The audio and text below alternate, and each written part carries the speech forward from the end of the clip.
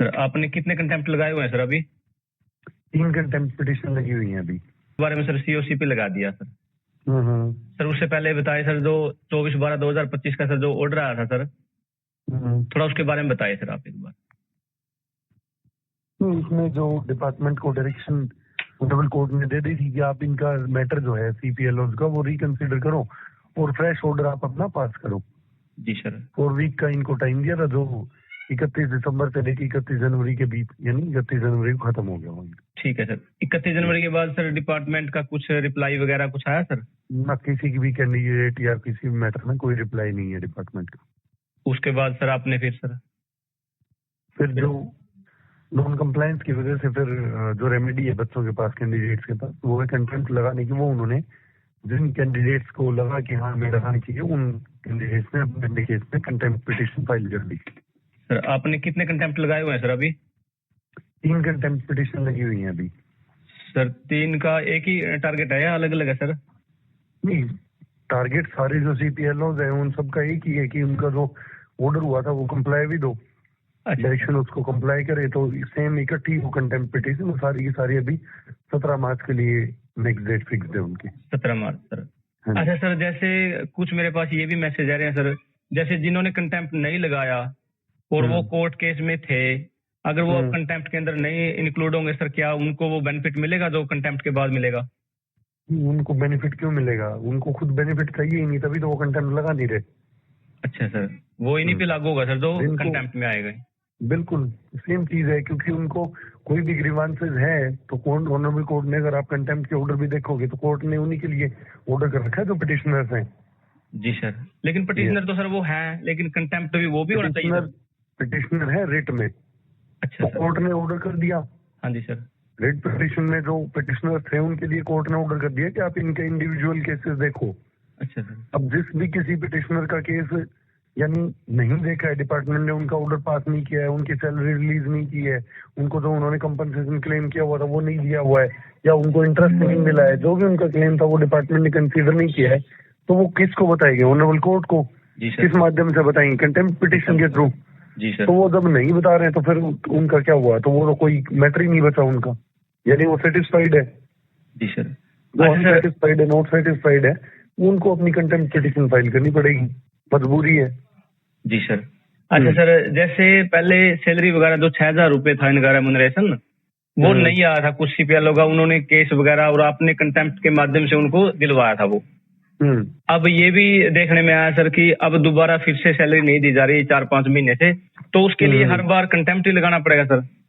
ना, हर बार कंटेम्प्ट नहीं है। देखो, जो जिनका कोर्ट ने ऑर्डर कर दिया, अच्छा सर, उनका कोर्ट ने साथ में ये भी ऑर्डर किया था कि इनकी सैलरी जो है वो भी रिलीज करवाओ। जी सर। अब जिन्होंने कंटेम्प्ट पिटिशन लगाई हुई है, इनकी सैलरी 17 तारीख तक रिलीज हो जाएगी। 17 मार्च तक सर? बिल्कुल। अच्छा। जिनकी नहीं होगी रिलीज या जिनका पेंडिंग है तो ऑनरेबल कोर्ट को बताएंगे, तभी ऑनरेबल कोर्ट के सामने मैटर आएगा, अदरवाइज नहीं आएगा। अब इन पिटिशनर्स की अगर रिलीज कर देता है डिपार्टमेंट सैलरी, तो कंटेम्प्ट पिटिशन है वो खत्म हो जाएंगी, यानी ऑर्डर कंप्लाई विद होने के बाद इनके मैटर में ऑर्डर पास कर देती है डिपार्टमेंट। तो फिर इस वजह से पेंडिंग थोड़ी रखेगी कि हाँ कुछ और बच्चे हैं, उन कैंडिडेट है, उनकी नहीं हुई। जी सर। Salary release. अच्छा सर, जैसे अब तो सर आपने सीपीएलओ के बारे में बहुत कुछ देख लिया है सर, अब सीपीएलओ का सर क्या फ्यूचर लग रहा है सर आपको? देखो डियर, लगना अलग चीज होती है और उनकी एंटाइटलमेंट अलग होती है। नहीं, लीगली प्रोसेस के माध्यम से फर्क नहीं पड़ेगा उनका। यस, उनकी एंटाइटलमेंट क्या है? उनकी एंटाइटलमेंट है जो डिपार्टमेंट ग्रेड पे दे रही है डेटा एंट्री ऑपरेटर्स को, वो ग्रेड पे जो पिटिशनर्स हैं, यानी जो सीपीएलओ ऑनरेबल कोर्ट को अप्रोच करते हैं, उनको मिलना चाहिए। जी सर।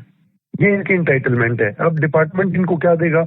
वो इनको किसी भी तरीके से, जो अभी 6,000 दे रहा था वो नहीं दे सकता, क्योंकि ऑनरेबल कोर्ट के सामने मैटर आ गया। तो उसमें एक फर्स्ट जो हर्डल आपका वो ये है कि इनको मिनिमम वेजेस एक्ट से तो ऊपर ऑनरेबल कोर्ट ने कंसीडर कर लिया कि आप 6,000 तो कैसे दे सकते हो इनको, आप ऑर्डर पास करो।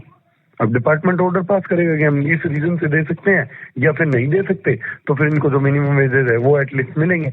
उसके बाद इनकी जो भी एक, अगर किसी कैंडिडेट जैसे अब जो अप्रोच नहीं कर रहे, जिन्होंने रिट नहीं लगाई, जिन्होंने कंटेम्प्ट नहीं लगाई, तो वो वैसे उनकी मर्जी है, अगर दोबारा केस लगाना चाहिए वो केस लगाओ कि जी हम तो सेटिस्फाइड नहीं है, हम डेटा एंट्री ऑपरेटर के बराबर हमें चाहिए, या हमें इतना चाहिए, या पीछे का जो कंपनसेशन था 1 लाख का, या जो इंटरेस्ट था डिलेड सैलरी पे वो चाहिए। तो वो सब चीजें अपना फ्रेश केस फाइल कर लेंगे। जिनको नहीं कोई ग्रीवांस है, जो बिल्कुल संतुष्ट है कि भाई मुझे तो कोई मतलब नहीं है केस से, जब मिलेगा मिल जाएगा, वो ना केस करो। अच्छा सर, अगर जैसे जो अब कंटेम्प्ट लगाना चाहवा है या फिर इसके अंदर जुड़ना चाहवा सर, उसका क्या प्रोसेस है सर? सेम प्रोसेस है जैसे पहले इन बच्चों ने केस लगाया था रेट का, वही प्रोसेस अब कंटेम्प्ट का है।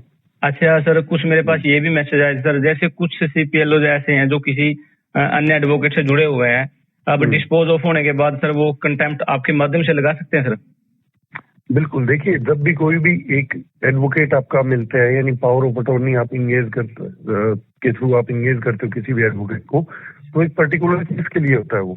जी सर। तो जैसे आपका वो केस ओवर हो गया तो आप फ्री, आपके जो एडवोकेट है वो फ्री। तो उसमें यानी आपका जो एक कॉन्ट्रैक्ट बनता है, एग्रीमेंट होता है, वो एक पर्टिकुलर केस तक के लिए ही सीमित होता है। अब जब दोबारा आपने कोई केस फाइल करना है तो आपको दोबारा फ्रेश पावर ऑफ अटॉर्नी देना पड़ेगा। जी सर। हाँ, अच्छा, तो अब सर, जैसे रेट खत्म हो चुकी, केस खत्म हो गया, डिस्पोज हो गया, तो जो ये कंटेम्प्ट पिटिशन होगी या दोबारा फ्रेश रेट लगेगी, वो एक फ्रेश केस आपका। तो आप या जो भी कैंडिडेट है वो फ्री रहते हैं अपना नया कोई एडवोकेट करना है, सेम एडवोकेट रखने के लिए। अच्छा सर, कुछ ये भी मैसेज आए हुए सर मेरे पास, जैसे कुछ कैंडिडेट ऐसे हैं CPLO जो कहीं भी केस के अंदर इन्वॉल्व नहीं है, वो डायरेक्टली आपके साथ कंटेम्प्ट के अंदर आ सकते हैं, और उनको क्या है सभी बेनिफिट मिलेंगे सर? देखिए कंटेम्प्ट जो है वो सेकंड स्टेज है। जी सर। कंटेम्प्ट तभी होती है जब कोई ऑर्डर का वायलेशन होता है। जी सर। ठीक है, या कंप्लाई विद नहीं हुआ, कोई इम्प्लीमेंटेशन नहीं हुई ऑर्डर की, तब आप कंटेम्प्ट लगाते हो। तो कंटेम्प्ट के लिए प्री रिक्वेस्ट ये है कि आपके फेवर में कोई ऑर्डर होना चाहिए। तो अगर इन कैंडिडेट जिन्होंने पहले नहीं लगाई पिटिशन, तो उनके पास नहीं है, तो कंटेम्प्ट नहीं लगेगी उनकी। अच्छा, कंटेम्प्ट नहीं लगेगा, पहले उन्होंने फिर केस डालना पड़ेगा सर? उनको पहले उनको अप्रोच करना पड़ेगा, केस डालना पड़ेगा। जैसे 24 तारीख को जो ऑर्डर आया था जिन CPLO कैंडिडेट्स के फेवर में, वही ऑर्डर एक सिमिलर ऑर्डर आया था 16 जनवरी को। जी सर। हाँ, तो उन कैंडिडेट्स ने दोबारा रिट लगाई थी। तो सेम वे में उन कैंडिडेट्स का कंसिडरेशन के लिए डिपार्टमेंट को बोल दिया गया है। हालांकि उनका भी अब तक डिपार्टमेंट ने करा नहीं है, उनके 4 वीक्स जो है वो कंप्लीट हो चुके, बट उनमें से किसी कैंडिडेट ने कंटेम्प्ट लगाई, तो वो उनका एक खुद का डिसीजन है, उनको नहीं लगानी ना लगाओ। तो जो आपको बेनिफिट मिलना था एक डायरेक्शन का, 4 वीक्स के अंदर आपको कोई बेनिफिट मिलना था, तो जब कोई चाहता ही नहीं है कि हमें 4 वीक्स में मिले, तो कोई इश्यू नहीं है। ऑनरेबल कोर्ट तो आपके लिए कोई ऑर्डर पास कर सकती है। अगर वो इम्प्लीमेंट नहीं हुआ तो ड्यूटी किसकी बनती है कोर्ट को बताने की? जिन्होंने केस किया उनकी ड्यूटी बनती है। अब वो नहीं बताएंगे तो फिर नहीं ऑनरेबल कोर्ट के सामने जाएगा मैटर। जी सर, मीन्स ये है, मैं समझ पाया कि जो भी पिटिशनर थे उनको कंटेम्प्ट लगाने में ज्यादा बेनिफिट रहेगा सर।